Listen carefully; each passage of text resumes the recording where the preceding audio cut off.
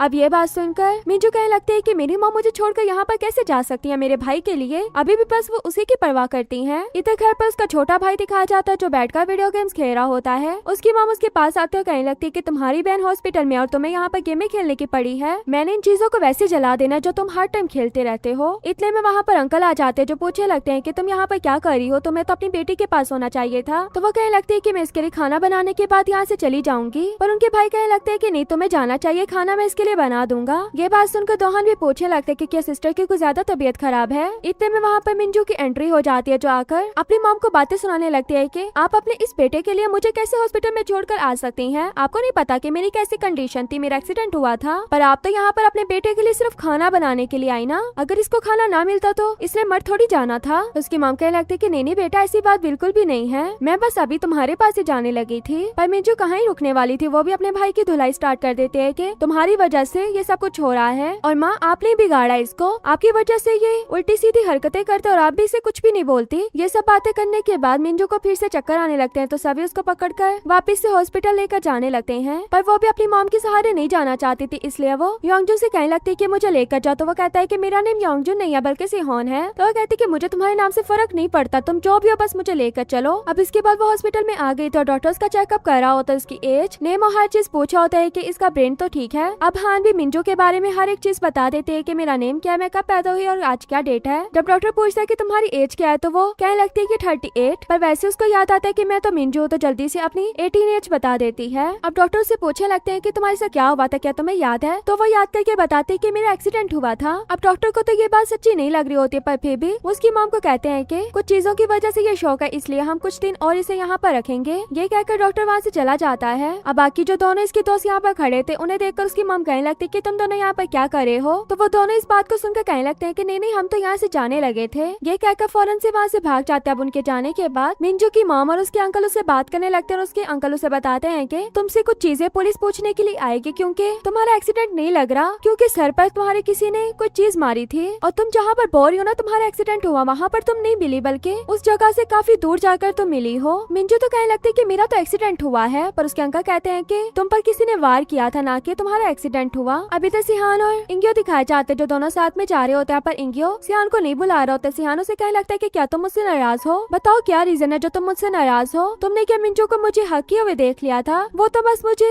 योंगजुन समझ रही थी इसलिए उसने मुझे हक किया, पर ऐसा कुछ भी नहीं है। इंगियो कहने लगता है कि मैं इस वजह से नहीं बल्कि इससे एक दिन पहले वाली वजह से तुमसे बात नहीं कर रहा। तो वो कहता है कि क्या, तो इंगियो उसे बता देता है कि जिस दिन तुम्हें मिंजू अपना लव कन्फेस कर रही थी उसी दिन मैं पीछे ये सारी बातें सुन रहा था और तुमने तो उसे रिजेक्ट भी कर दिया। वो तुम्हारे जाने के बाद इतना रो रही थी, तुम्हें ऐसा नहीं करना चाहिए था, उसकी फीलिंग्स को हर्ट नहीं करना चाहिए था। अगर तुम ना उसे रिजेक्ट करते तो शायद उसका एक्सीडेंट भी ना होता और वो हमें हेल्प के लिए बुला लेती। ये बात सुनकर सिहोन कहने लगता है कि तुम्हें क्या लगता है कि मेरी वजह से मिंजू के साथ ये सब कुछ हुआ है। मैं उसे रिजेक्ट ना करता बल्कि उसको अपनी फेक फीलिंग्स के बारे में बता देता कि मैं भी तुम्हें लाइक करता हूँ। इंगियो कहने लगता है कि ऐसी बात नहीं है, मैं तो तुम्हें वैसे बात कह रहा हूँ, बस तुम्हें इस तरह से हर्ट नहीं करना चाहिए था। सिहोन कहने लगता है कि तुम इस वजह से नहीं बल्कि तुम किसी और वजह से मुझे बातें सुना रहे हो, क्योंकि तुम मिंजू को अपनी फीलिंग्स के बारे में नहीं बता पा रहे हो ना। ये बात सुनकर इंगियो वहाँ से चुप करके चला जाता है। अब मिंजू जो वापस आ गई थी और अपने भाई को बैठे देखकर कहने लगती है कि तुम्हें देख कर ना मुझे पता नहीं क्या ही होता है, तुम मुझे जहर लगते हो और पता नहीं तुम मेरे भाई हो, पर लगता नहीं है कि तुम मेरे भाई हो, बिल्कुल भी मेरे जैसे नहीं हो। तो उसकी मॉम उसको चुप करवा लेती है और उसको ड्रिंक वगैरह पीने को दे रही होती है कि तुम अभी हॉस्पिटल से आई हो, तुम्हें जाकर रेस्ट करनी चाहिए। जैसे मिंजू वहाँ से जाने लगती है तो उसका भाई देखकर कहने लगता है कि तुम्हारा रूम यहाँ पर नहीं है बल्कि ऊपर है। अब मिंजू ने ये नहीं दिखाना चाहती थी कि उसे कुछ भी नहीं पता, इसलिए वो बोलने लगती है कि मैं तो देखना चाहती थी कि तुम्हें मेरे रूम के बारे में भी पता है या नहीं पता। ये कहकर मिंजू तो ऊपर आ जाती है, पर बाकी सब देख रहे होते हैं कि इसने क्या किया और क्या बोला है। अब मिंजू अपने रूम में तो आ गई थी। उस रूम में आने के बाद हान देखने लगते कि मिंजू किस तरह के कपड़े वगैरह पहनती है, जो उसको कपड़े बिल्कुल भी पसंद नहीं आए। तो कहने लगती है कि ये तो मेरा स्टाइल बिल्कुल भी नहीं है। तो वो भी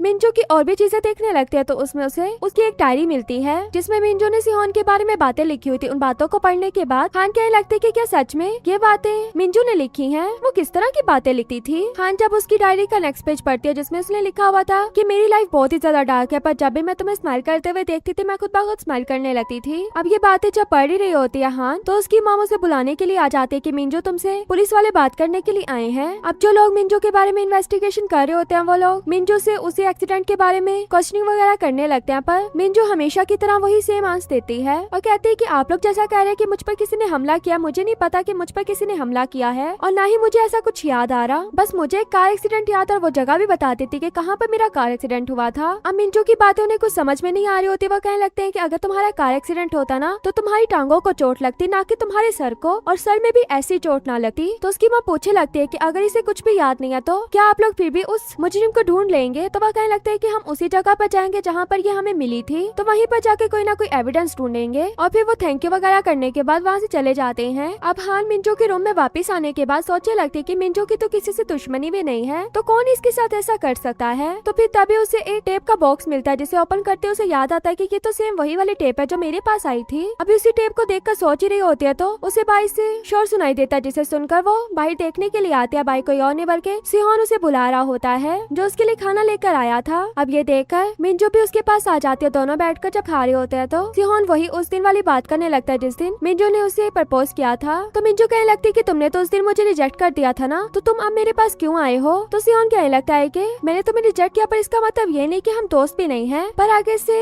मिंजू कहने लगती है कि अगर तुमने मुझे रिजेक्ट कर दिया तो हम दोस्त भी कैसे रह सकते हैं। अब ये बात सुनने के बाद सिहोन कहने लगता है कि क्या तुम मिंजू भी हो या नहीं, क्योंकि अब जैसी बनकर तुम बात कर रही हो तुम बिल्कुल टोटली डिफरेंट पर्सन हो। तो वह कहने लगती है कि एक्सीडेंट के बाद से मैंने जब अपनी डायरी को दोबारा से पढ़ा तो मुझे लगा कि मैं बहुत ही अजीब जिंदगी गुजार रही थी, इसलिए मुझे अपने आप में कुछ चेंजेस लानी चाहिए। और मुझे ये नहीं समझ आता कि मैंने तुम्हें प्रपोज क्यों किया और तुम्हें फीलिंग्स के बारे में क्यों बताया, जबकि तुमने तो मुझे रिजेक्ट कर दिया। अगर मैं होती ना तो कभी भी तुमसे रिजेक्ट ना होती, बल्कि मैंने प्रपोज करना ही नहीं था जहाँ पर मुझे पता हो कि मैं रिजेक्ट हो जाऊंगी। और अभी भी वो उसको योंजुन ही कहती। ये बात सुनकर सियान कहने लगता है कि पहले तो ये बताओ कि योंजुन कौन है? तुम्हें जब से हॉस्पिटल में होश आया तब से तो मुझे योंजुन कह रही हो। ये बात सुनकर मिंजू कहने लगती है कि अगर मैंने तुम्हें ये बात बताई तो तुम भी बिल्कुल मुझे पागल समझोगे। वो कहने लगता है कि नहीं मैं ऐसा बिल्कुल भी नहीं समझूंगा, बल्कि हम एक दूसरे से अपने सीक्रेट शेयर कर सकते हैं। तो मिंजू से बताने लगते कि जब मुझे हॉस्पिटल में होश आया ऐसा लगा कि मैं बिल्कुल डिफरेंट पर्सन हूँ। जिस मिंजू को तुम जानते हो वो मैं बिल्कुल भी नहीं हूँ, बल्कि मुझे खुद भी नहीं ऐसा लग रहा। और जो ख्वाब मैं देख रही थी उसमें मेरा नेम मिंजू नहीं था बल्कि हान था, और तुम्हारा नेम सिहोन नहीं था बल्कि योंजुन था। मिंजू जो है वो बहुत डरी डरी लड़की रहती थी, जबकि मैं तो हान थी और मैं एक जॉब भी कर रही थी। सिहोन उसे कहने लगता है कि योंजुन के बारे में कुछ बताओ। तो वो उसे बताने लगते है कि हम दोनों एक दूसरे को काफी टाइम से जानते हैं। जब हम दोनों अपने कॉलेज लाइफ में मिले थे तो उसको देखकर ऐसा लगता था कि वो मुझे पहले से ही जानता है, क्योंकि उसे हर एक चीज के बारे में मेरा पता था। और हम तब काफी गरीब हुआ करते थे, इसलिए हम बेसमेंट पे रहा करते थे। पर वो बेसमेंट भी हमें बहुत प्यारी लगती थी क्योंकि हमारी लाइफ बहुत अच्छी जा रही थी। पर एक दिन ऐसा हुआ कि उसकी एक्सीडेंट में डेथ हो गई। सियोन तो अभी भी उसकी बातों को एक्सेप्ट नहीं करता। कहने लगता है कि तुम्हें क्या मुझसे इतना प्यार हो गया कि मेरे बारे में ड्रीम भी देखती हो। अब ये बात सुनकर मिंजू को तो गुस्सा आ जाता। कहने लगती है कि तुम्हें हर चीज अपने बारे में क्यों लगती है, मैं तुमसे प्यार नहीं करती बल्कि योंजुन से प्यार करती थी। चाहे तुम उसकी जैसे लगते हो पर मैं तुम्हें कभी भी नहीं प्यार कर सकती। अपने दिमाग से ये बात निकाल दो। ऐसे फील करवाओ कि मैंने तुम्हें कहा ही नहीं था कि मैं तुम्हें लाइक करती हूँ। सियोन कहने लगता है कि मैंने तुम्हें ये बात बोली थी कि तुम ऐसे फील करवाओ कि मैं तुम्हें जानता नहीं, पर तुमने तो मुझ पर ही ये मेरी लाइन बोल दी। पर वो तो उस पर गुस्सा होकर वहाँ से जाने लगते हैं। सियोन कहने लगता है कि इतना शर्मा क्यों रही हो, मान जाओ ना तुम सच में मुझे लाइक करती हो। पर मिंजू कहाँ उसे लाइक करती थी, इसलिए वो रूम में आकर कहने लगते है कि वो बिल्कुल पागल है। मैं उसे सच बता रही हूँ पर उसे तो मेरे सच पे यकीन ही नहीं। अब सियोन जो अपने घर पर आ जाता अपने रूम में आने के बाद कहने लगता है कि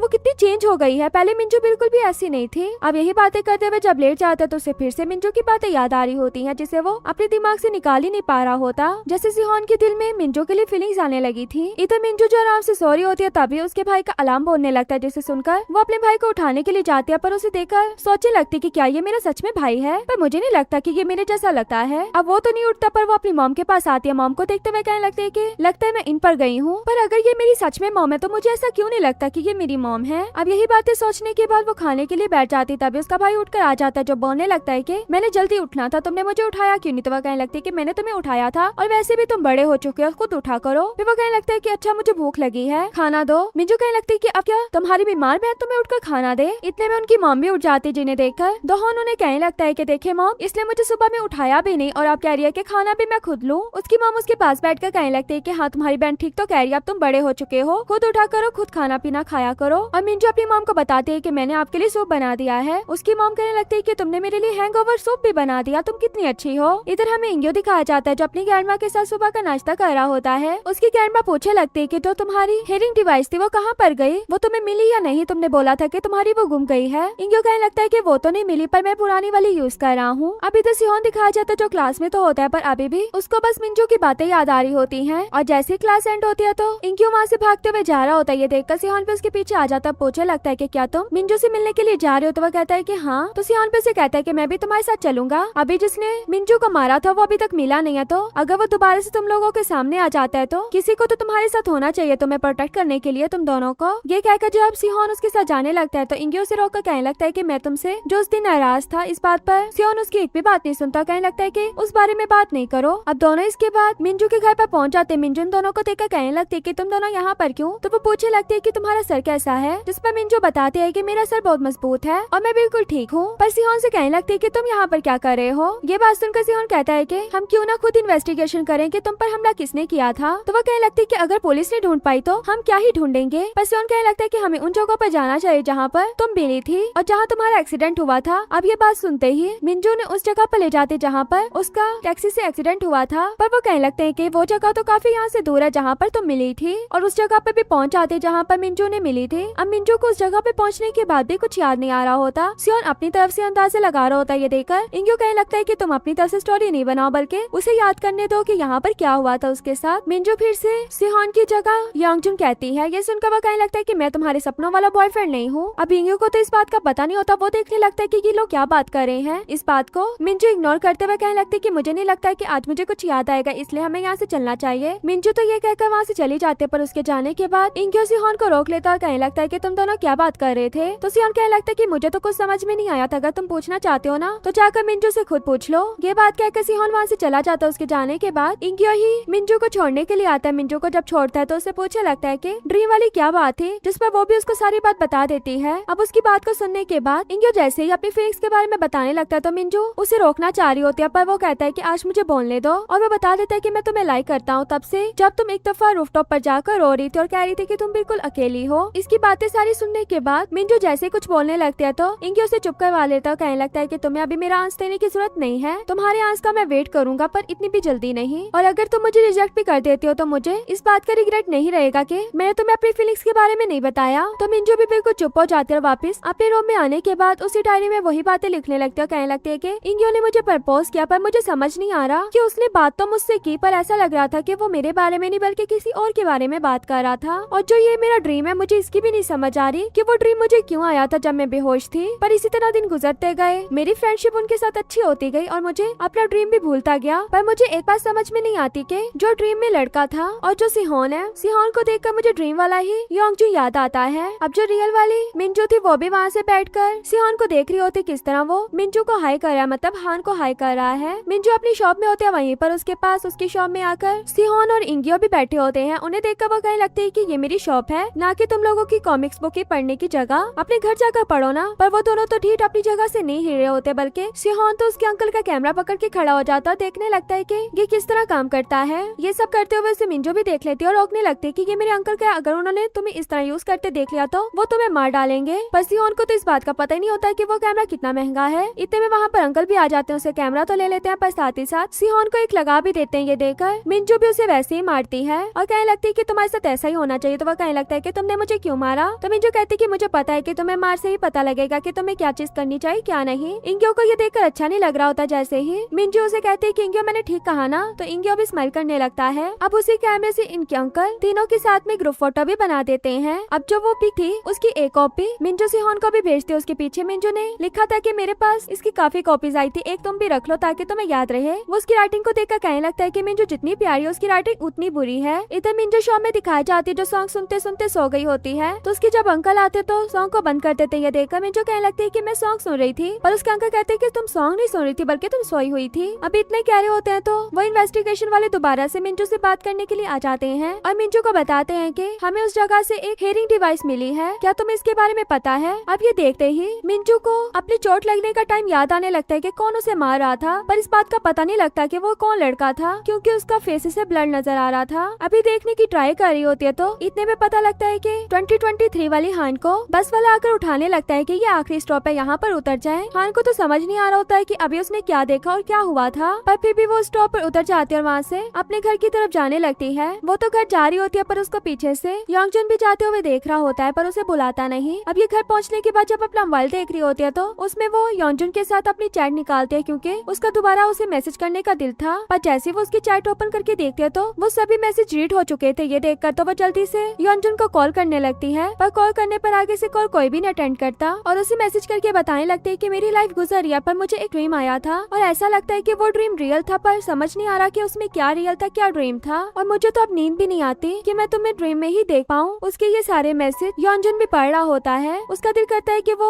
हान को कॉल करे, पर इतने में हान ही उसे कॉल कर देती है जिसकी कॉल वो अटेंड भी कर लेता है, बट आगे से वो कुछ भी नहीं बोलता। हान बोली जा रही होती है कि अगर योंगजन ये तुम हो तो प्लीज मुझसे बात करो। योंगजन उससे बात नहीं कर पा रहा होता बल्कि रोई जा रहा होता है और कॉल कट करने के बाद भी काफी रोता है। अब योंगजन भी मिंजू के अंकल के पास पहुंच जाता है उन्हीं के कैफे में और उन्हें जाकर के सारी बात बता रहा होता है कि मैं हान को रोज देखता हूँ पर मुझसे उसकी तकलीफ नहीं देखी जाती। मेरा दिल करता है कि मैं उससे बात करूं पर आगे से हिम्मत भी नहीं होती उससे बात करने की और वो मुझे मैसेजेस वगैरह और कॉल्स भी करते हैं पर मैं उससे कॉल पर भी बात नहीं कर पाया। अभी ये बातें बता ही रहा होता है तो इतने में फिर से हान की कॉल आ जाती है उसे, जिसे देखकर वो उसकी कॉल नहीं अटेंड करता। अंकल भी बताने लगते हैं कि वो मेरे पास आई थी और आगे से योंगजन कहता है कि जैसा हमने प्लान किया वैसा ही होने दो। इधर हान उसके नंबर पर बार बार ट्राई कर रही होती है पर वो एक बार भी इसकी कॉल नहीं अटेंड करता। अब कंपनी आने के बाद वो अपनी फ्रेंड को भी ये बात बताती है पर उसकी फ्रेंड को भी इस बात पर यकीन नहीं आ रहा होता। वो कहती है कि तुम्हें ऐसे ही वहम हुआ था। हान उसे बताने लगती है कि कॉल हिस्ट्री में भी उसका नंबर है। ये मुझे वहम नहीं हुआ बल्कि उसने मेरी कॉल अटेंड की थी और पहले उसका नंबर ऑफ आया करता था पर कल उसका नंबर ऑन हुआ। तो उसकी फ्रेंड कहती कि तुम ये कहना चाहते हो कि पहले ऑफ था फिर बाद में ऑन हुआ। पर हान कहने लगती कि मे भी ये नंबर किसी और के पास चला गया होगा। तो उसकी फ्रेंड कहती कि हाँ ये बात मुझे कुछ समझ में आ रही है। अब वो सोचते हैं कि हमें उसकी लोकेशन निकालनी चाहिए, इसलिए उनको अपना ही कुलीग नजर आता है जिसको वो मनाने के लिए भी जाती है पर वो उनकी बात नहीं मान रहा होता और कह रहा होता है कि हैकिंग करना बुरी बात होती है क्योंकि ये उनकी पर्सनल लाइफ है जिसमें हम उनकी परमिशन के बगैर नहीं जा सकते। काफी मनाने की ट्राई कर रहे होते हैं पर वो तो नहीं मान रहा हो। तो वो जब वहाँ से जाने लगता है तो हान उसे कहती है कि एक सेकंड रुको और कहने लगते है कि तुम्हें तो पता है ना मुझे किस होटल का वाउचर मिला हुआ है। तो उसकी फ्रेंड भी कहने लगती है कि हाँ 5 स्टार होटल का ना, फुल डे की रूम ये सुनते ही वो लड़का तो रुक जाता है क्योंकि उसकी गर्लफ्रेंड यहीं पर जाना चाहती थी और ये बात हान को भी पता थी। वो तो उससे कंफर्म करने लगता है कि क्या तुमने जो बात बोली है वाउचर वाली वो क्या तुम मुझे दोगी। तो वो कहती है कि हाँ तुम मेरे लिए काम करो। अब वो भी उसकी लोकेशन ट्रैक करना स्टार्ट कर देता है और उसकी लोकेशन का पता लगता है कि वो 27 कैफे में है। और जब वो सिम की ऑनर का नेम पढ़ता है तो पता लगता है कि वो नाम सिहोन का है। ये नाम सुनते ही हान तो बिल्कुल ब्लैंक हो चुकी थी, पर वो अपनी फ्रेंड के साथ कैफे 27 में पहुंच जाती है। वहाँ पहुंचने के बाद वो वहाँ के वर्कर से ऑनर के बारे में पूछने लगते हैं, पर वो कहने लगता है कि ऑनर तो यहाँ पर नहीं है और वो जल्दी नहीं आएंगे। तो हान कहने लगती है कि मैं उनका यहीं पर बैठकर वेट करूंगी। अब दोनों दोस्तें बैठकर उनका वेट करने लगते हैं, पर उसकी दोस्त को एक काम याद आ जाता है जिसकी वजह से वो वहाँ से चली जाती है। अब यहीं पर बैठे बैठे रात हो गई थी, यहाँ तक कि कैफे 27 भी बंद होने लगा था। तो उसको वहाँ का वर्कर उठाने के लिए आता है कि अब तो हमारा कैफे क्लोज होने लगा है। ये बात सुनकर हान वहाँ से जाने लगते उसको जाते हुए। योंजुन भी देख रहा होता है। वही वर्कर उससे बात करने लगता है, कहने लगता है कि वो नामसिहन के बारे में पूछ रही थी और आपने मुझे जैसा बोला था कि मैंने उसको कुछ भी नहीं बताना, मैंने वैसा ही किया, मैंने आपके बारे में उसे नहीं बताया। नामसिन कहने लगता है कि तुमने अच्छा किया, तुमने मेरे बारे में नहीं बताया। अब इधर हान जो जा रही होती है और उसको योंजुन की याद आ रही होती है, इसीलिए वो उसकी शॉप के सामने से गुजर रही होती है। तभी योंजुन का जो पार्टनर था चैन योंग वो भी वहाँ पर आ जाता है। कहने लगता है कि तुम बाहर क्या करियो, आ जाओ अंदर, हम ड्रिंक करते हैं। ये कहकर उसे अंदर ले जाता। फिर अंदर जाने के बाद हान को योंजुन की शॉप को देखकर उसकी याद आ रही होती कि किस तरह वो यहाँ पर काम किया करता था। जब मैंने उसे पूछा कि तुमने ये काम क्यों स्टार्ट किया, तो योंजुन ने बताया था कि मुझे किसी ने बोला था एक दफा कि तुम इतना अच्छा काम करते हो तो तुम्हें तो ये काम करना चाहिए, तुम्हारे पास कोई ना कोई स्किल होगा तो तभी तुम आगे जाकर कामयाब होगे, क्योंकि पढ़ाई से ज्यादा स्किल होना जरूरी है। ये बात सुनकर हान कहने लगती है कि तुम्हारा कितना पागल ही दोस्त था जिसने ऐसा बोला था। तो वह कहता है कि जब दोस्त तारीफ करे तो अच्छा लगता है। अब चैंग योंग उसे कहने लगता है कि यहाँ पर योंजुन की जो भी चीजें पड़ी है तुम यहाँ से ले जाओ। तो वह कहने लगती है कि जब मैं कार लेकर आऊंगी तब मैं यहाँ से ले जाऊंगी। तो वह कहता है कि चलो ठीक है ड्रिंक करते हैं। अब हान उसको अपने ड्रीम के बारे में बताना चाहती थी, पर कहती है कि तुम मुझे पागल नहीं समझना। तो वह कहते है कि नहीं नहीं तुम बोलो। तो वो उसे बताते हैं कि मैंने एक ड्रीम देखा था जो मुझे समझ नहीं आ रहा कि वो रियल था कि ड्रीम था, पर वहाँ पर मैं बिल्कुल योंजुन जैसे दिखने वाले लड़के से मिली थी जिसका नेम सिहान था। वो उसकी सारी बातें सुनी जा रहा होता तो वो कहने लगती है कि तुम मुझे पागल समझ रहे होगे ना कि मैं क्या बातें कर रही हूँ। तो वो कहने लगता है कि नहीं ऐसी कोई बात नहीं है, बल्कि तुमने मुझे बताया था ना कि तुम्हें नींद नहीं आती, तो इसी वजह से तुम्हारे साथ ऐसा होता होगा। इसी बात के बाद हान भी अपना चेकअप करवाने के लिए जाती है। तो डॉक्टर उसे पूछने लगता है कि तुम काफी टाइम से मेडिसिन खा रही हो ना, तो तुम्हें क्या नींद आना स्टार्ट हुई या नहीं। तो वो डॉक्टर को बताती है कि जब भी मैं मेडिसिन खाती हूँ मुझे 1-8 घंटे के लिए नींद आ जाती है, पर उसके बाद मुझे नींद नहीं आती। और डॉक्टर को भी अपने उस ड्रीम के बारे में बताती। तो डॉक्टर कहने लगता है कि क्या तुम अपने उस ड्रीम में अपने बॉयफ्रेंड को देखती हो। तो वह कहने लगती है कि हाँ। तो उसे डॉक्टर बताता है कि इस हालत में ऐसा होता है, आप कभी कभी वो चीजें देखते हो जो आप इमेजिन कर रहे होते क्योंकि आपको नींद तो आ नहीं रही होती। अब वहाँ से चेकअप करवाने के बाद जब हान जा रही होती है तो उसे कॉल आती है। वो कॉल किसी और की नहीं बल्कि मिंजू के अंकल की तरफ से होती है, क्योंकि वो वापस अपनी शॉप में आ गए थे। अब हान जब उन्हें मिलने के लिए जाती है तो वो पूछने लगते हैं कि तुमने तो काफी टाइम मेरा यहाँ पर वेट किया, सॉरी मैं यहाँ पर नहीं था। तो हान उन्हें कहने लगती है कि मैं आपको एक चीज बताना चाहती हूँ जिसे सुनकर आप मुझे पागल समझेंगे। और वो उन्हें बता देते हैं कि मैं ड्रीम में आपकी भतीजी मिंजू थी। कितनी अजीब बात है ना। तो उसके अंकल कहने लगते हैं कि क्या तुम सच बोल रही हो कि तुम मेरी भतीजी मिंजू थी। तो वो कहती है कि हाँ। जिस पर मिंजू के अंकल बताने लगते हैं कि मैंने भी तुम्हें एक बात बतानी है। जब मिंजू हुआ करती थी तब वो अक्सर ये कहा करती थी कि मैं हानजुन हूँ, मिंजू नहीं। और मुझे उस बात पर यकीन नहीं था। जब मैंने तुम्हें पहली बार देखा तभी मुझे उसकी ये बात याद आ गई और मैं भी तुम्हें कुछ बताना चाहता था, पर तुम वहाँ से चली गई। अगर तुम वापस आती तो मैंने तुम्हें ये देना था। ये कहकर उसे मिंजू की एक चीज दे देते हैं। अब हान घर पर वापस आने के बाद उसे ओपन करके देखती है। जो मिंजू के अंकल ने दी थी वो कोई और चीज नहीं बल्कि मिंजू की वही वाली डायरी थी जिसमें वो हर चीज लिखा करती थी। जैसे वो ओपन करके देखती है तो उसमें वही बातें लिखी होती है जो वो मिंजू के टाइम पर लिख कर आई थी। ये देखकर तो उसे यकीन नहीं आ रहा होता कि क्या ये वही बातें जो मैं लिख कर आई थी। और वैसे जब आगे पेज करती है तो वहाँ पर लिखा होता है कि 1998 योंगजुन, जबकि उसे वहाँ पर सिहोन नाम लिखना चाहिए था। अब ये नाम पढ़ने के बाद तो वो और भी कंफ्यूज हो जाती क्योंकि ये उसने नहीं लिखा था बल्कि रियल वाली मिंजू ने लिखा था। वो तो क्यूरियस होने लगती कि वहाँ पर क्या तब योंगजुन नाम का लड़का था जब मिंजू उससे मिली। इसका मतलब मुझे भी वापस 1998 में जाना चाहिए, पर मैं वहाँ पर कैसे गई थी। इस बात को याद कर रही होती तो उसे याद आ जाता है कि मैं टेप पर सॉन्ग सुन रही थी। उसी टेप को वापस से ढूंढकर सॉन्ग सुनने लगती है और जब सच में सो जाती है तो वो वापस से मिंजू की बॉडी में उठती है। और ये वही सीन होता है जब मिंजू सॉन्ग सुन रही थी। उसके अंकल ने आकर सॉन्ग को बंद कर दिया था और वो कहने लगती है कि मैं सॉन्ग सुन रही थी, जबकि उसके अंकल कहते हैं कि तुम बेटा सॉन्ग नहीं सुन रही थी बल्कि सोई हुई थी। ये बात सुनने के बाद मिंजू कहने लगती कि मतलब मैं वापस आ गई हूँ, ये ड्रीम नहीं था। क्या अंकल पुलिस वाले आए थे। तो वो कहने लगती कि नहीं कोई पुलिस वाला नहीं आया। इतने में सच में वही इन्वेस्टिगेशन वाले आ जाते हैं और उन्हें भी मिंजू कहने लगती कि क्या आप मुझे हेयरिंग डिवाइस दिखाने के लिए आए हो ना, जो आपको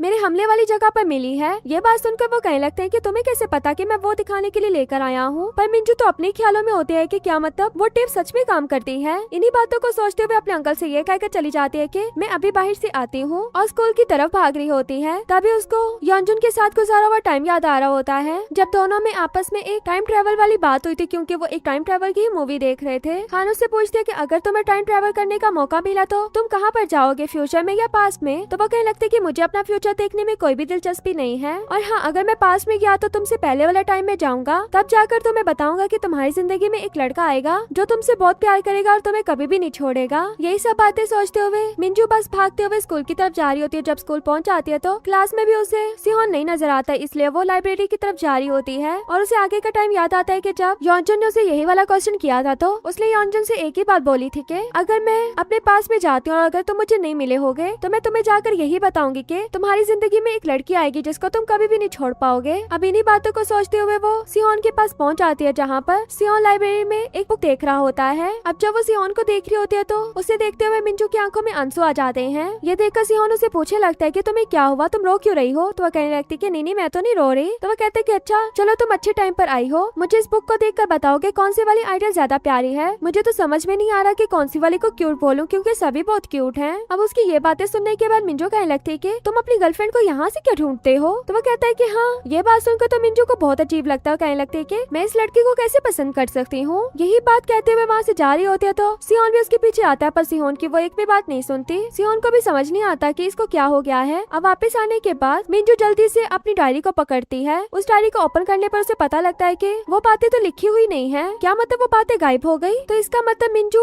अभी तक योंजुन से नहीं मिली। इन्हीं सारी बातों को सोचे होते उसके अंकल उसके पास आते, उसको बुला रहे होते हैं, पर वो तो अपने अंकल की तरफ भी नहीं देख रहे होते बल्कि अपने ख्यालों में होती है। और फिर सोचती है कि नहीं ये 1998 है, इसका मतलब योंजुन अभी छोटा, और छोटा कितने साल का होगा? 11 साल का। मैं 11 साल के बच्चों को यहाँ पर कहाँ ढूंढती रहूंगी? अगर यहाँ पर योंजुन है ही नहीं तो मैं यहाँ पर क्या करने आई हूँ? इसी बातों की उसे समझ नहीं आ रही होती, अंकल भी उसे बुला रहे होते हैं। तो वो कहने लगती कि मैं टाइम ट्रेवल करके 2023 से 1998 में कैसे आगे क्यों आई, मेरी वजह क्या है यहाँ आने की? उसकी ये सब बातें सुनने के बाद उसके अंकल कहने लगते हैं कि मुझे लगता है कि तुम्हें अकेले रहने की जरूरत है, तुम यहाँ पे रेस्ट करो, मैं यहाँ से चलता हूँ। अभी तो सिहोन दिखाया जाता है जो अपनी डिलीवरी करने के बाद वापस आ जाता है इंग्यो की ग्रैंडमा की शॉप में, और इंग्यो की ग्रैंडमा कहने लगती है कि तुम्हारी पढ़ाई करने की उम्र है और देखो मैं तुम्हें डिलीवरी करवा रही हूँ। तो वो कहने लगता है कि ग्रैंडमा ऐसी बात नहीं है, बल्कि मैं हमेशा पेपर आने से पहले पढ़ाई करता हूँ, तो मुझे कोई मसला नहीं। अब ग्रैंडमा की थोड़ी तबीयत नहीं ठीक थी, उनके घुटनों में काफी दर्द हो रहा था। ये देखकर इंग्यो कहने लगता है कि दादी आप घर पर चले जाएं, मैं यहाँ पर शॉप संभाल लूंगा। तो वो ये सुनते साथ ही कहने लगती है कि चलो ठीक है तुम लोग शॉप संभाल लेना, मैं घर जाकर थोड़ा सो जाती हूँ। ये कहकर वो वहाँ से जब चली जाती है तो सिहोन एंग्यो को बताता है कि मैंने मिंजू को रोते हुए देखा था, और जब मैंने उसे पूछा तो उसने मुझे कुछ भी नहीं बताया, क्यों ना हम दोनों से पूछने के लिए चले। एंग्यो कहने लगता है कि मैं अकेला नहीं जा सकता, तुम ना जाओ। तो वो कहता है कि मैं क्यों ना जाऊँ। ये बात सुनकर एंग्यो कहने लगता है कि तुम कुछ ज्यादा ही उसमें इंटरेस्ट लेना स्टार्ट हो गए हो। तो वो कहने लगता है कि तुमने तो बोला था कि मुझे उसकी केयर करनी चाहिए। एंग्यो से कहने लगता है कि अब इस चीज की जरूरत नहीं है, तुमने बोला था ना कि मुझ में कॉन्फिडेंस नहीं है, पर अब मुझ में कॉन्फिडेंस आ गया और मैंने उसे अपनी फीलिंग्स के बारे में भी बता दिया है। सिहोन का तो ये बात सुनने के बाद मुंह तर जाता, पूछने लगता है कि उसने आगे से क्या बोला। तो एंग्यो से बताता है कि मैंने उसे आगे बोलने नहीं दिया क्योंकि मैं नहीं चाहता कि वो मुझ पर तरस खाकर मुझे एक चांस दे, बल्कि उसे सोचने का टाइम चाहिए होगा, वो सोचकर मुझे बता सकते हैं, मैं उसकी आंस का वेट करूंगा। अब एंग्यो मिंजू को लेने के लिए शॉप में पहुंच जाता है जब वो ऑफ कर रही थी। मिंजू से देखकर कहने लगती है कि तुम यहाँ पर कैसे? तो वो कहता है कि मैं तुम्हें लेने के लिए आया हूँ, क्यों ना मैं तुम्हें घर पर छोड़ दूं। तो जब मिंजू उसके साथ घर की तरफ जा रही होती तो वो उसे पूछने लगता है कि क्या तुम्हारे साथ आज कुछ हुआ है? तो वो कहने लगती कि नहीं। तो एंग्यो कहता है कि अगर कुछ हुआ है तो तुम मुझे बातें बता सकती हो, पर मिंजू कहती कि मेरे साथ कुछ भी नहीं हुआ, अगर कुछ होगा तो मैं तुम्हें जरूर बताऊंगी। इधर सिहान दिखाया जाता है जो बास्केटबॉल खेल रहा होता है गुस्से में, क्योंकि उसे अभी तक एंग्यो की बातें याद आ रही होती जिसमें उसने बोला था कि तुम्हें अब उसकी केयर करने की जरूरत नहीं है, बल्कि मैं उसकी केयर कर लूंगा और इसलिए केयर करूंगा कि वो मेरी गर्लफ्रेंड बन जाए। ये बातें सोच सोच के सिहान कहने लगता है कि वो इतना भोला सा मुंह बना लेता है कि बंदा उसको ना भी नहीं कर सकता, और पता नहीं मुझे उस लड़की की फिक्र क्यों हो रही है और मैं उसके बारे में क्यों सोचता रहता हूँ। इधर मिंजू जो वापस घर पर पहुंच गई थी, पर सोचने लगती है कि मैं यहाँ पर क्या करूँ, मुझे वापस जाना चाहिए, पर फिर उसे याद आता है कि मुझे तो पता ही नहीं मैंने कैसे वापस जाना है। सिहोन दिखाया जाता है जो क्लास में आता है, पर वहाँ पर उसने मिंजू बैठी नजर नहीं आती। ये देखकर वो अपनी क्लास वाले उसके पास जाकर उससे पूछने लगता है कि क्या तुम लोगों को पता है कि मिंजू क्यों नहीं आई? तो वो बताने लगती है कि हमें नहीं पता। सिहान जब पूछा होता है तो उसको पीछे से इंक्यो भी सुन लेता है कि किस तरह ये मिंजू के बारे में पूछ रहा है। और इधर घर पर मिंजू दिखाई जाती है जो म्यूजिक लगाकर सोई होती है कानों में। उसकी मॉम उसको उठाने के लिए आती है। देखकर मिंजू तो परेशान से हो जाती क्योंकि उसे लग रहा होता है कि वो अपने फ्यूचर में वापस से चली जाएगी, पर ऐसा कुछ भी नहीं होता। तो वो कहने लगती है कि ऐसा कैसे हो सकता है? तो उसकी मॉम कहती है कि हाँ ऐसा कैसे हो सकता है कि तुम स्कूल से छुट्टी करके बैठी हुई हो। तो वो अपनी मॉम से कहने लगती है कि आपको स्कूल की पढ़ी है, पर मुझे तो इतना इंपॉर्टेंट काम है। ये कहकर वो दोबारा से उसी टेप को सुनने लगती है। ये देखकर उसकी मॉम तो कहने लगती है कि तुम पागल पागल हो गई हो, हर टाइम सॉन्ग को सुनती रहती हो, क्या ये टाइम है सॉन्ग सुनने का? एक तो तुम स्कूल भी नहीं गई, तुम्हारी मिस की मुझे कॉल भी आई थी। अब अपनी मॉम की बातों से तंग आकर मिंजू कहने लगते है क्या मॉम बस कर दे, मुझे कुछ टाइम अकेले टाइम गुजारने दे। ये बातें मिंजू अपनी मॉम से काफी ऊंची आवाज में करती। ये बात सुनकर उसकी मॉम कहने लगती कि कभी भी मिंजू तुमने मुझसे ऊंची आवाज में बात नहीं की, तुम हमेशा मुझसे प्यार से बात करती हो, पर अब तुम्हें क्या हो गया है? मिंजू कहने लगती है कि वो मॉम मैं सोई ठीक से नहीं हूँ ना, इसलिए मेरे साथ ऐसा हो रहा है। अभी मैं ठीक से सो जाऊंगी तो मैं बिल्कुल ठीक हो जाऊंगी, आपकी पुरानी वाली मिंजू आपके पास आ जाएगी। ये कहकर अपनी मॉम को अपने रूम से बाहर भेज देती है। अब सिहोन और इंक्यू दिखाए जाते जो दोनों ही साथ में बास्केटबॉल खेल रहे होते हैं, पर इंक्यू से एक भी बॉल पास नहीं कर रहा होता। ये देखकर सिहोन उसे बार बार कह रहा होता है कि इंक्यू मुझे बोल दो, बट वो तो उसे फुल इग्नोर कर रहा था। अब ये बात सिहोन को भी समझ आ गई थी, वो भी उसके साथ वैसे ही करने लगता जैसा इंक्यू उसके साथ करा, तो उसके सामने से उसके हाथ से बॉल ले लेता है और बाद में उसे बॉल भी नहीं दे रहा होता। अब जब अपनी बार इंक्यू के साथ होता है तो वो तो सिहोन पर गुस्सा करने लगता है। सिहोन कहने लगता है कि मैंने तुम्हें देखा ही नहीं। इसी बात को लेकर दोनों में आपस में फाइट स्टार्ट हो जाती है। बाकी जो वहाँ पर उनकी टीम होती है वो उन दोनों को रोकने लगती है लड़ने से। अब ये दोनों तो लड़ाई से रुक जाते हैं। उनकी क्लास का जब टाइम होता है तो सिहोन अभी भी मिंजू के बारे में सोच रहा था और क्लास एंड होने के फौरन बाद क्लास से निकल आता है। ये देखकर इंक्यू भी उसके पीछे आता है, पूछने लगता है कि तुम कहाँ पर जा रहे हो, क्या तुम मिंजू के पास जा रहे हो? तो वो कहने लगता है कि अगर पता है तो पूछ क्यों रहे हो। इंक्यू कहने लगता है कि तुम क्यों जा रहे हो? तो वो कहने लगता है कि तुम्हें इससे मतलब, तुमने तो एक लड़की के पीछे अपने दोस्त को छोड़ दिया है ना। ये बातें कहकर जैसे सिहोन वहाँ से जाने लगता है तो इंक्यू भी उसके पीछे जाने लगता है, पर इतने में इन्वेस्टिगेशन वाले उसको आवाज देते हैं कि मेरी बात सुनो। इधर घर पर मिंजू दिखाई जाती है जो काफी ट्राई कर रही होती है अपने टाइम में वापस जाने के लिए, पर कोई भी उसका तरीका काम नहीं आ रहा होता। इस चीज से वो काफी तंग आ चुकी थी और उसे इतनी नींद भी आ रही होती, इसलिए वो सोचते है कि थोड़ा टाइम के लिए नैप लेती हूँ, उसके बाद उठकर दोबारा से ट्राई करूंगी। जब सोने के लिए लेटती है तो फिर से विंडो से शोर आ रहा होता है। ये देखकर जल्दी से विंडो ओपन करती है, पर पता लगता है कि सिहोन उसको बुला रहा था बाहर। अब सिहोन को देखकर वो सिहोन के पास जाते, सिहोन भी उसको उसके घर से काफी दूर लेकर जा रहा होता है, जबकि मिंजू से कहने लगती कि तुम मुझे कहाँ पर लेकर जा रहे हो, मुझे इतनी नींद आ रही थी। सिहोन कहने लगता है कि मैंने तुमसे एक बात करनी इसलिए तुम्हें यहाँ पर लेकर आ रहा हूँ, थोड़ा टाइम चल लोगी तो क्या हो जाएगा, बोलना बंद करो। ये कहकर मिंजू को अपने साथ ले आता है, जहाँ पर दोनों आकर बैठते हैं। वहाँ बैठकर सिहोन उसे कहता है कि तुम उस दिन रो क्यों रही थी। अब ये बात सुनकर मिंजू कहने लगती है कि इतनी दूर मुझे तुम ये बात पूछने के लिए लेकर आए थे, तो मेरे घर पर भी तो ये बात पूछ सकते थे ना। पर सिहोन कहने लगता है कि तुम थोड़ा टाइम के लिए चुप तो करो, मैंने तुमसे कोई और भी बात करनी है, मुझे बात करने का मौका तो दो। तो मिंजू चुप हो जाते हो, कहने लगते है कि हाँ बोलो। तो वो उसे कहने लगता है कि हमारी दोस्ती इंक्यू की वजह से हुई और वो तुम्हें लाइक भी करता है, इसलिए मैं सोच रहा हूँ कि मैं भी सिर्फ तुम्हें अपना फ्रेंड मानूंगा और पहले की तरह हमेशा हम फ्रेंड की तरह रहेंगे और कोई भी बात नहीं होगी हमें। यह भी सारी बातें कर ही रहा होता है, तो जैसे मिंजू की तरफ देखता है तो पता लगता है कि मिंजू तो सो गई थी। अब उसे सोए हुए देखकर कहने लगता है कि चलो ठीक है, अब मैं अपने दिल की सारी बात कर सकता हूँ क्योंकि तुम तो सोई हुई हो।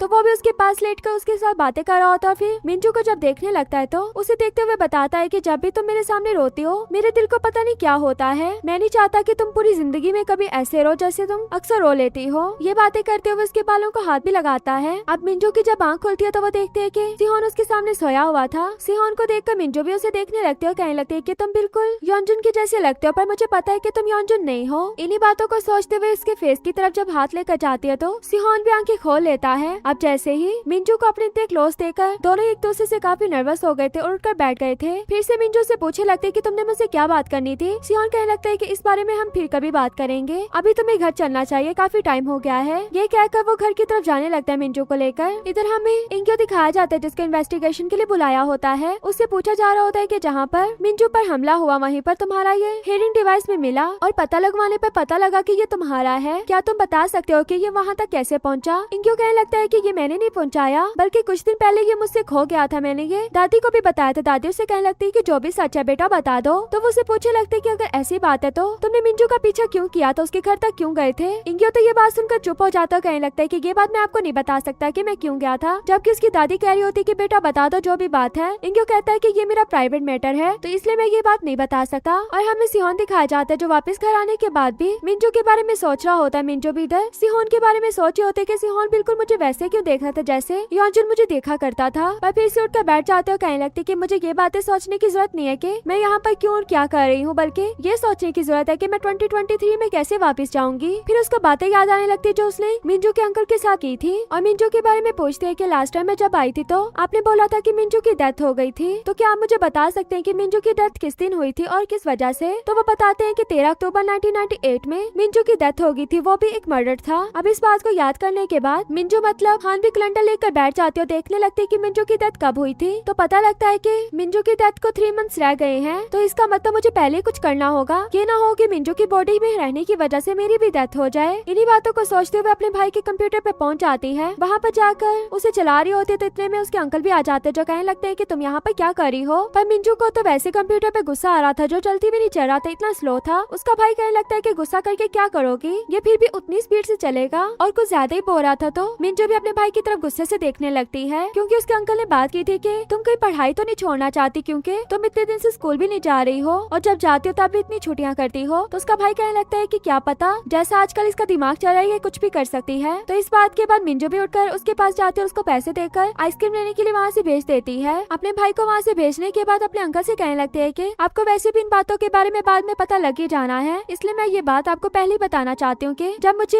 हॉस्पिटल में होश आया तब मैं आपकी भतीजी मिंजू नहीं थी बल्कि हांजुन थी। मुझे पता है कि आपको इस बात पर यकीन नहीं आ रहा होगा। तो उसके अंकल कहने लगते हैं कि तुम कह रही हो कि तुम मिंजू नहीं हो बल्कि हांजुन हो। तो मिंजू कहने लगती है कि हाँ हाँ, आप बिल्कुल सही समझे, मैं हांजुन और मिंजू नहीं हूँ। क्या आप मेरी हेल्प कर सकते हो, मैं कैसे फ्यूचर में वापस जाऊँ 2023 में जहाँ से मैं आई हूँ। ये बात सुनने के बाद उसके अंकल कहने लगते हैं कि मेरे पास एक तरीका है। मिंजू तो खुश हो जाती है कि कहीं वापस भेजने का तरीका है, पर उसके अंकल कहने लगते हैं कि चलो मेरे साथ हॉस्पिटल में। पर मिंजू तो उनसे लड़कर अपने रूम में आ जाते हैं और कहने लगते हैं कि मैंने उन्हें सारी बात बता दी पर उन्हें फिर भी मुझ पे यकीन क्यों नहीं आ रहा। फिर खुद ही कहने लगते हैं कि उन्हें मुझ पे यकीन कैसे आए, ये बात ही इतनी अजीब है। अब इधर सिहोन दिखाया जाता है जो बस से जा तो रहा होता है पर अभी भी उसे मिंजू याद आ रही होती है। पर फिर उसे जब इंग्यो की बात याद आती है कि तुम मिंजू से दूर रहो तो ये सोचकर वह कहने लगता है कि मुझे अपनी दोस्त की बात को मानना होगा, उसकी फीलिंग्स को समझना होगा, इसलिए मुझे मिंजू से दूर रहना होगा। पर फिर से उसे मिंजू की याद आने लगती है तो बस में इतना ऊंची बोल देता है कि मैं पागल हो जाऊंगा, मैं क्या करूं। इधर हमें इंग्यो क्लास में दिखाया जाता है जो अभी क्लास में एंटर ही होता है। तो बाकी क्लास फेलोज उसके पास आते हैं और कहने लगते हैं कि तुम्हें इन्वेस्टिगेशन के लिए बुलाया गया था ना, तुमने मिंजू को मारने की हरकत की थी ना, क्योंकि मिंजू ने तुम्हें रिजेक्ट कर दिया इसलिए तुम ये बात सह नहीं पाए। ये अभी बातें कर ही रहे होते तो इतने में वहाँ पर सिहोन आ जाता है जो इसे देखकर कहने लगता है कि मैंने तुमसे बोला था ना इंग्यो से दूर रहना। तो वह कहने लगता है कि मैं क्यों इससे दूर रहूं, अब तो इस पर मर्डर का इल्जाम भी लग चुका है क्योंकि इसे पुलिस ने बुलवाया था, इसके खिलाफ तो उनके पास सबूत भी है। सिहोन को तो इस बात का कुछ भी नहीं पता था। वो कहने लगता है कि इंग्यो क्या ये बात सच है। वो तो आगे से कुछ भी नहीं बोलता बल्कि वही बोलने लगते हैं कि लगता है तुम दोनों में इतनी अच्छी दोस्ती नहीं रही जैसे पहले दोस्त थे, इसीलिए तो उसने ये बात तुम्हें नहीं बताई। क्या पता उसने ये इल्जाम अपने पर तुम्हारी वजह से लिया हो, हर टाइम तो तुम्हारा गुलाम बनकर रहता है। ये सिहोन को बात बिल्कुल भी पसंद नहीं आती, वो तो उसे मारने लग जाता है कि तुमने ये बात बोली तो बोली कैसे, कौन मेरा गुलाम है, कोई मेरा गुलाम नहीं। पर इतने में क्लास में सर आ जाते जो इन दोनों को आपस में फाइट करते देखकर कहने लगते हैं कि तुम दोनों ने रुकना है या नहीं रुकना। जैसे दोनों रुकते हैं तो सर बताते हैं कि इंग्यो तुम्हें वापस से बुलाया गया है। ये बात सुनकर इंग्यो भी वहाँ से चला जाता है और यहीं पर हमारा ये पार्ट भी एंड हो जाता है। वीडियो अच्छी लगे तो वीडियो को लाइक करना।